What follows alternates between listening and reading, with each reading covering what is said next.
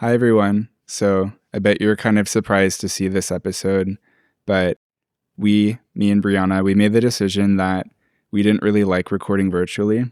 So we're actually bringing on the third co-host, Sebastien, here today for the first time. Hey, everyone. Yeah. So we are recording together in person. You just moved to Chicago from Buffalo, New York. When was it again? Yeah, it was September 1st, 2025 when I moved here officially. Yeah. So you and I were going to be doing all of the Silent Generation episodes until Breanna moves here, which isn't clear when that's going to happen. But she'll join as the third co-host whenever that is. And for the time being, the only other episode that me and Breanna pre-recorded was our 100th episode, which was done with a very special guest. So that one will still be with her. But for the time being, I'm going to be working with you. And I want to start out with some questions so the audience can get to know you a bit. So to start out, who are you? If you want to give like a little summary of your life, that would be nice. Yeah, sure. So I guess first off, I'm just really excited to be here. It's gonna be a fun time. And about me, I was born in Buffalo, New York. I grew up in kind of like a first ring streetcar suburb called Kenmore, and I spent a lot of my time as a child kind of riding my bike around Buffalo, like going on way too long of bike rides. I think like that's a very big part of my childhood that I see or that I think about.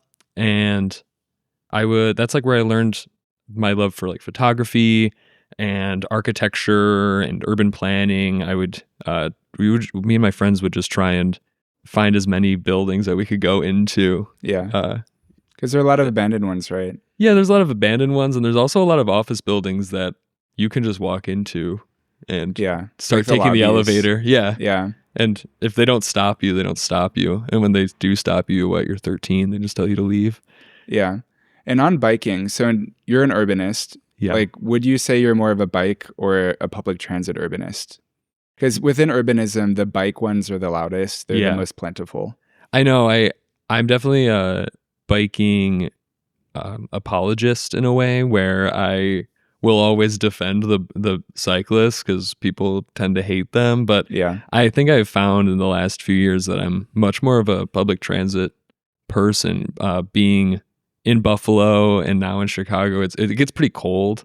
And I know a lot of people that are diehard cyclists that will ride their bike a lot in the winter. But I just have never really found myself being that one. But I do love riding my bike. Chicago's a great bike city too. Yeah. I mean, you have one. I don't even have a bike. Really? I've only ridden one twice in my adult life, or actually once, and it was with Joseph, and I crashed twice.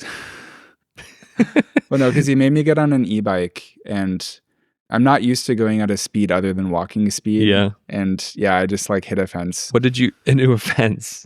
2 times? Two different fences? Same fence twice. Oh, okay. I was trying my best, but I'm sorry. It's okay. Maybe a non-e-bike would be better for that. Oh, that would have been, but he wanted to get there faster. Okay, understandable. Yeah. And then, you lived in Buffalo, New York your entire life, right? Before moving here? My whole life. What was your main reason for moving to Chicago?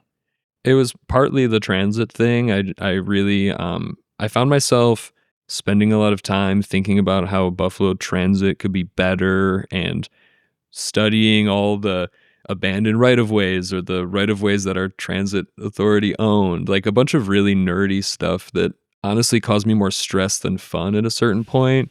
And I realized that maybe I just needed to be in a bigger place that allowed that lifestyle a little bit easier. Yeah.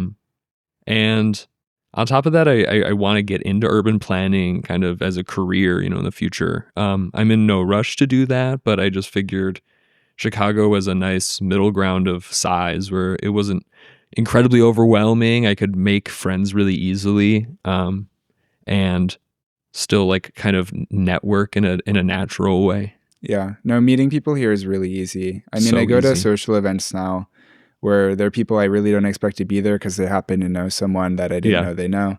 It's really organic. And then I want to ask you how you first discovered Silent Generation. But first, I think it'd be interesting to note how we first met. Okay.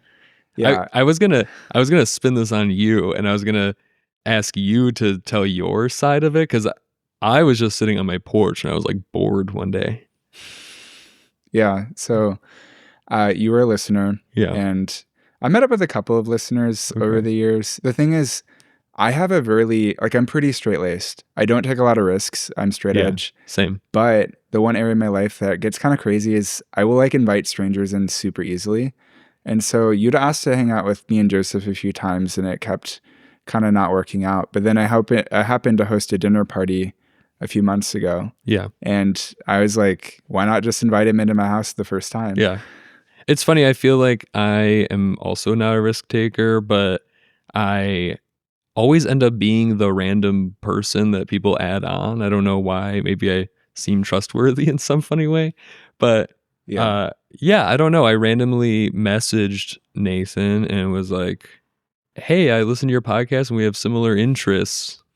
Could we hang out sometime? I'm moving to Chicago in a month or something like that along those lines. And you were like, yeah, sure. And I was like, okay, that was pretty easy. No, But it's not hard to meet up with me. But no, I hope I don't get like dozens of listeners asking to do it now. Although it's fun here and there. yeah, maybe you could be a co-host sometime. But I guess I started listening to the Silent Generation because of the Brick of Chicago episode. Was that vernacular architecture or? Yeah, it was vernacular architecture. And I just really like that person's page. I don't remember his name. Will. Yeah. He's a really great speaker. Have you Yeah. gone on one of his tours in Chicago yet? No, I've been dying to. I was going to like apply to be a tour guide. It just wouldn't have worked out schedule wise. Like it wasn't perfect. But no, I need to take one of his tours. I just saw him post that his dates are now live for the next year. Oh, or at least really? some of them. So Okay, cool. you're able to schedule those now. But I know one person who did apply for his part-time tour guide job. Oh, really? Yeah. Did it work out for them? They're still interviewing, so Okay. they haven't picked who it is yet. But it seems like a really cool job. Yeah, and that episode was just so spectacular and really connected to me on a level. I was still living in Buffalo at the time. This was almost a year ago now. I feel like when that episode came, it was like May or something. And so from my perspective, it was Buffalo summer and it was really nice, just like Chicago summer. And I'm walking around my neighborhood and I'm enjoying my vernacular architecture through the lens of Chicago's. And then I, scrolled through the list of episodes. I listened to a lot of podcasts. Oh yeah. And I kind of jumped on the Silent Generation train pretty quickly, like right when I listened to that episode.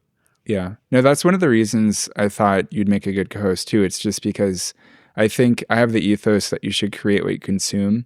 Yeah. And so when I hear someone listens to podcasts a lot, then I'm like, okay, they'd be good at making podcasts because they understand the medium. Yeah. So that's a good sign.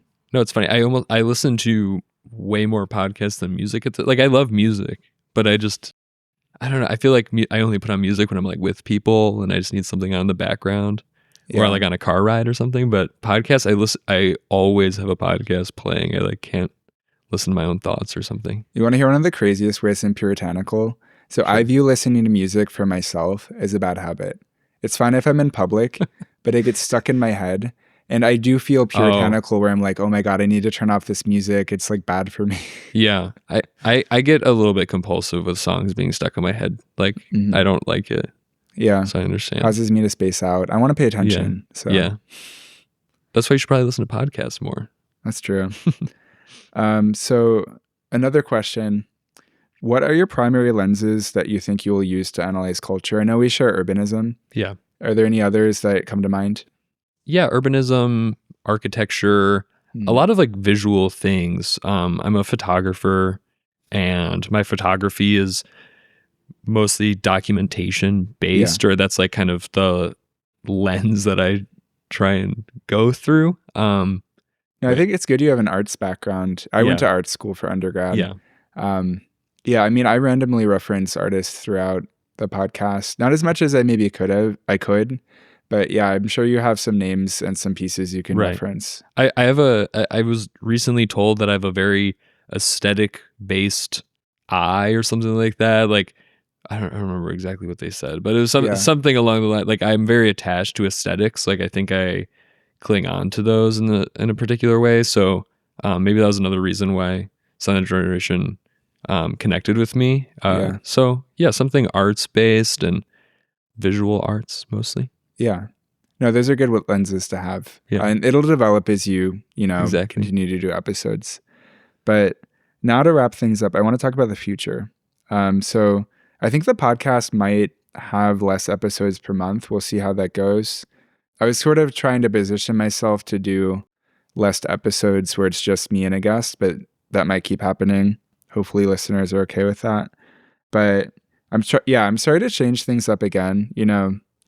Joseph leaving, there's a lot to figure out, but I think we're going to get on the right path now. The road to success isn't always straight. So I think this is the best decision. But yeah, thank you, for doing this intro episode with me. And I look forward to working with you. Yeah, thank you. I'm so excited. Yeah. Okay. Bye, everyone. Bye.